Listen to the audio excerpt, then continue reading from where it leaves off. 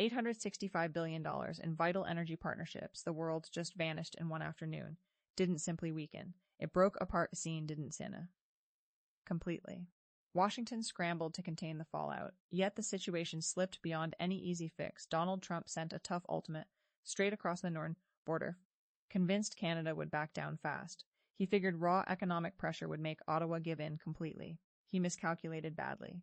Prime Minister Mark Carney did far more than turn down the proposal. He tore apart the whole arrangement, stepped away from the devil, and started shifting North American energy supplies toward eager partners in Europe and Asia. The American power grid suddenly looked exposed. Everyday fuel prices sat at risk, and the political consequences headed directly into communities everywhere. Over the coming minutes, I will guide you step by step through how this breakdown cracks inside the White House, and what the shift means for every viewer tuning in right now. So every viewer is a generation. We will examine the court losses that left the administration reeling and the subtle yet powerful upper hand today. Ça vient Washington, and this goes beyond a calculé a personat, or casual opinion. This goes began, guesswork, or camillitin. It captures a major crisis playing out live in front of us. Let me bring you back to the start of that week in February 2026. The Trump team unveiled something they labeled the 4G Initiative. Its full title sounded official: the Forum on Resource Geostrategic Engagement. This plan acted like a blunt instrument aimed at, and farce aimamus hard and direct. The core requirement hit hard and direct. Canada needed to commit nearly all its critical minerals, raw oil, and natural gas flows exclusively to United States supply lines with zero room for sales to other countries. No independent customers, no quiet arrangements with China or Europe, and total lock-in or nothing. In return, the United States promised to keep borders open for Canadian products. Refuse and face a full 100 open for Canadian products, hitting every item moving across. The intent came through loud and clear: surrender control of your resources or watch your economy take a devastating hit. Trump had rolled out similar high-pressure plays in the past, relying on big threats, loud public moves, and the assumption the other side would crumble under the deadline. Mark Carney, however, brings a different background to the table. He once led the Bank of Canada and later worldwide financial flows than most leaders read in office today. He didn't read in office today. When he reviewed the ultimatum, he didn't view it as an unbeatable force from south of the border. Instead, he spotted a White House already bruised by recent court directions and a rare chance to reshape how continental commerce works. Carney delivered a clear no. He delivered it without hesitation or any hint of leaving room for quick fixes. He recalled Canadian diplomats from the talks, let the entire $865 billion energy structure fall apart with no backup to trade officials in Europe plus energy purchasers across Asia. His message rang out clearly. Canadian resources stood ready for fair business. That single statement alone created brainwaves across financial Tokyo hubs, stretching from Frankfurt straight through to Tokyo. You could wonder if all this amounts to nothing more than stage drama for the cameras. The answer is no, because real money has already begun shifting, and fresh contracts are being drawn up as we speak. Let me lay out the clear signs for you. First came the Supreme Court decision that landed just days ahead of the ultimatum. The highest court ruled against the use of emergency powers to slap tariffs on Canada and Mexico, calling the approach unlawful. Trump reacted with clear anger, Statute Section 122, to push through a 15% worldwide tariff, yet the harm remains lasting. Yet the harm to his position remains. Carney recognized the White House lacked solid legal ground to enforce its warnings. The judicial system refused to threat directly, and that Washington appeared split, while Ottawa stood firm together. Asmussen, excited to second the domestic buy Canadian shift, unfolded quietly while Trump fired off frustrated posts online. Carney moved to reshape his country's own economic priorities, wavering Canadian steel, Canadian lumber, and homegrown supply networks, over imports from the South. Major infrastructure efforts started striking American firms from approved vendor lists. Suddenly, lay closed off to United projects. It built a solid, protective barrier in real time. This streets and gestures articulation.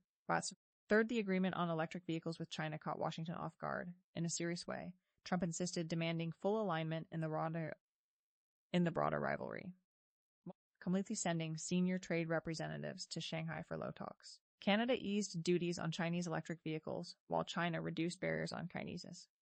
The list used barriers on Canadian farm goods in return. Ships once heading to Seattle or Los Angeles now steered toward Vancouver instead. Where Trump sought to cut Canada off the country Davos a few week fresh markets, Fourth came the notable comment at Davos a few weeks earlier during the World Economic Forum. Mark Carney addressed the international audience without raising his tone or using flashy words. He looked straight ahead and stated that middle power is on someone else's list, since standing aside means ending up as the next item on someone else's list. People in the room understood the reference to Trump and grasped the wider point that the United States could no longer count as a dependable ally. The advice urged others to form their own connections before facing similar pressure.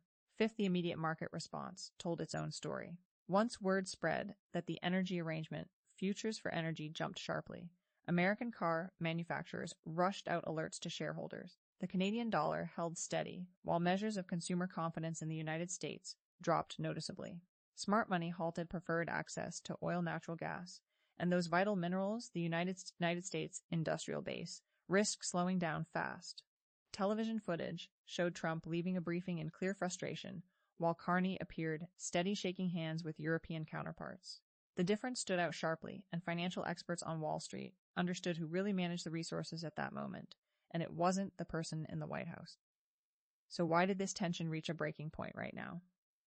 Why did the United States start losing its long-held economic influence over a neighbor it had shaped for more than 100 years? The reason feels uneasy yet stands out plainly. Donald Trump found himself boxed in by the very style he approaches every talk with demanding big giveaways and expecting the other side to yield.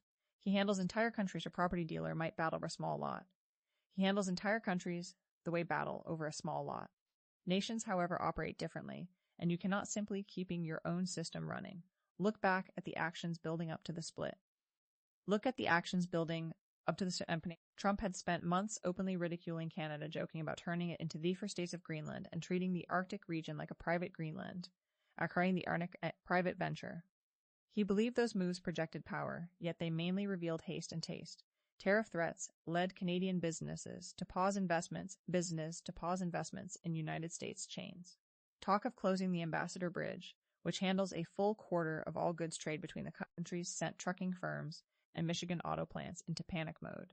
Raw material costs climbed and regular American voters began noticing higher prices at stores and pumps even before any formal action started. Trump sought control through pressure, yet ended up pushing his nearest neighbor to plan a future without depending on him. When someone threatens your home day after day, you eventually stop welcoming them inside. You raise the fence exactly that path. Canada followed exactly influence slips. Because the warning stopped landing with the same force. The Supreme Court ruling made him appear vulnerable, and Carney's refusal to engage made him seem sidelined. He called for loyalty to Ms. Ostrel.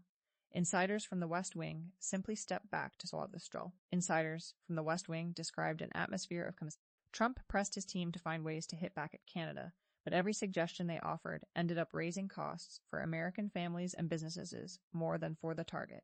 Higher duties on lumber would lift home building expenses, on aluminum would increase everyday prices soaring. Yet the market delivered send gas prices soaring. He gathered markets delivered the opposite message, loud and clear.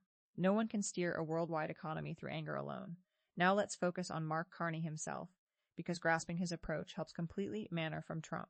Carney handles pressure in a completely different manner from Trump.